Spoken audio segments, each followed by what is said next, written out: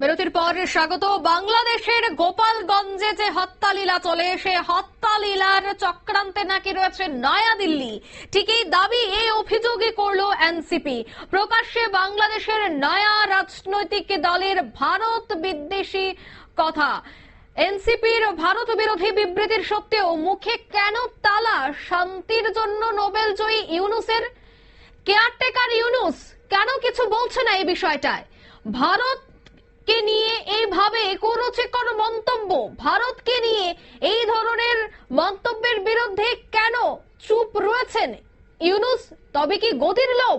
প্রশ্ন কিন্তু উঠছে। নয়াদিল্লির চক্রান্ত, নয়াদিল্লির চক্রান্তের জেরেই নাকি গোপালগঞ্জে সমস্ত হিংসা লীলা চলল। বিস্তারিত সে বিষয়ে জানবো। টেলিফোন লাইনে যুক্ত হয়ে গেছে প্রতিনিধি সোম মুখোপাধ্যায়। সোম, যে জায়গায় ইউনূস তার দেশে কোনোভাবেই নিরাপত্তা দিতে পারছে না, নিরাপত্তাহীনতায় ভুগছে বাংলাদেশ, হত্যালীলা চলছে, আর সে জায়গায় নিরাপত্তা দিতে না পেরে সবটাই দিল্লির উপর দায় চাপিয়ে দেওয়ার চেষ্টা, অর্থাৎ শাক দিয়ে মাছ ঢাকার চেষ্টা করছে, কি বলবে? গোপালগঞ্জের ঘটনা নিয়ে বাংলাদেশের রাজনীতি নতুন করে আবার উত্তপ্ত হয়েছে। এক বছর আগে যে গণ অভ্যুত্থান হয়েছিল হাসিনা সরকারের বিরুদ্ধে, কিন্তু এক বছরের মধ্যেই আবার খেলা ঘুরতে আরম্ভ করে দিয়েছে। গোপালগঞ্জের ঘটনার পর থেকে আওয়ামী লীগের মাটি অনেকটাই শক্ত হতে আরম্ভ করেছে বাংলাদেশে। সেই অবস্থায় দাঁড়িয়ে এনসিপি তরফ থেকে যখন ইউনিশ প্রশাসন এই বিষয়ে এখনো পর্যন্ত কোনো বিবৃতি দেয়নি যে গোপালগঞ্জের হিংসার পিছনে কারা ছিল, সেই বিষয়ে কোনো প্রশাসনিক বিবৃতি দেওয়া হয়নি। তার আগেই নয়া রাজনৈতিক দল যে এনসিপি, যারা ওইখানে গণ অভ্যুত্থানের ডাক দিয়েছিল এবং লং মার্চ করছিল গোপালগঞ্জে, তাদের জন্য মূলত গন্ডগোল তৈরি হয়। তাদের তরফ থেকে দাবি করা হচ্ছে যে ফ্যাসিস্ট আওয়ামী লীগের প্রধান শেখ হাসিনাকে আশ্রয় দিয়েছে ভারত, এবং তারা তারপর থেকে বাংলাদেশকে অশান্তির মধ্যে নিয়ে যাচ্ছে এবং বাংলাদেশের স্বাধীনতাও সর্বমত নষ্ট করতে চাইছে। এবং এই নয়াদিল্লি চক্রান্তের জন্যই নাকি পরশুদিন যে গণ অভ্যুত্থানের নেতাদের উপর হামলা হয়েছে, সেটা নাকি দিল্লির চক্রান্তেই হয়েছে। আসল কথা দেখো, পরিস্থিতি হচ্ছে যে এখন ভারত বিদ্বেষী মনোভাব বাংলাদেশের মধ্যে প্রবল। মানে পরিস্থিতি যা, তবে পাকিস্তানের থেকেও বাংলাদেশের যেগুলো মৌলবাদী মানসিকতার মানুষ আছে এবং যারা রাজনৈতিক দল বর্তমানে রয়েছে, তাদের প্রত্যেকেরই ভারত বিদ্বেষী মনোভাব প্রবল। এবং সেই জন্য তারা এখন যা কিছুই হচ্ছে না কেন, তার পিছনে ভারতের ষড়যন্ত্র দেখতে পাচ্ছে। এবং এই বিষয়টা নিয়ে যখন এনসিপি ভারত বিরোধী বিবৃতি দিচ্ছে, তা সত্ত্বেও ইউনিস এর তরফ থেকে কোনো মন্তব্যই করা হয়নি। তাদের তরফ থেকে প্রশাসনিক বিবৃতি দেওয়া উচিত ছিল যে যখন তারা এখনো আন্দোলন কিভাবে হলো গন্ডগোলটা, সেটা তদন্তই করে উঠতে পারেনি। সেই অবস্থায় দাঁড়িয়ে একটা রাজনৈতিক দল যাদেরকে এই মানে গন্ডগোলের মধ্যে অন্যতম অভিযুক্ত, তারা আওয়ামী লীগের সাথে এনসিপি সমর্থকদের গন্ডগোলের জন্যই গোপালগঞ্জ উত্তপ্ত হয়ে গেছে। সেইখানে দাঁড়িয়ে যারা একটা অভিযুক্ত দল, তারা একটা অন্য প্রতিবেশী দেশকে তারা আক্রমণ করছে এবং তাদের জন্যই নাকি এই ধরনের ঘটনা ঘটছে বলে দাবি করছে। সেখানে ইউনিস প্রশাসনের তরফ থেকে কোনো বিবৃতি দেওয়া হচ্ছে না।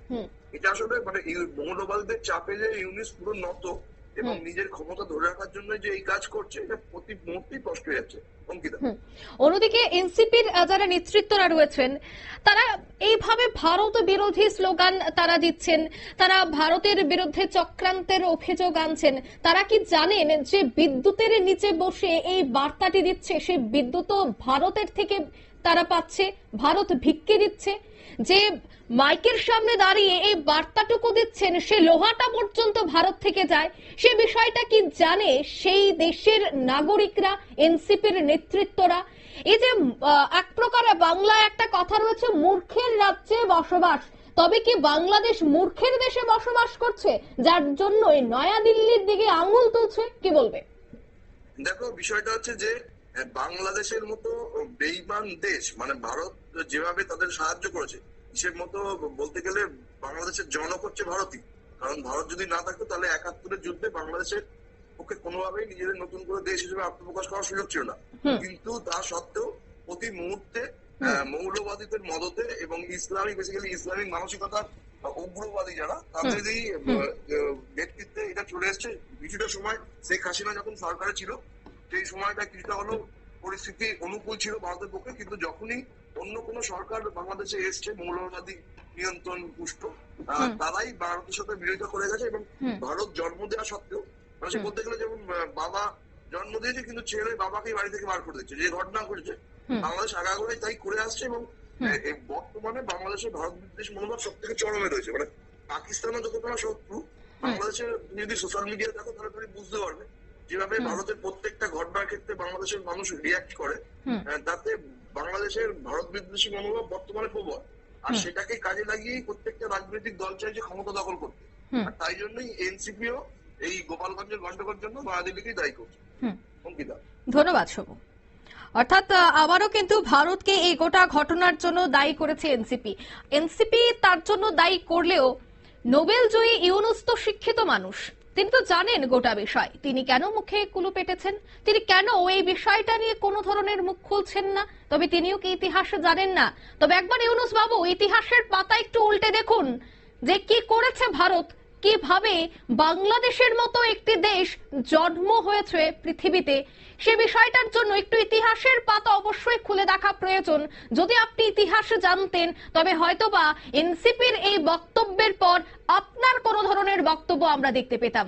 যাই হোক, নিয়ে নিচে ছোট্ট একটি বিজ্ঞাপন বিরতি, সঙ্গে থাকুন।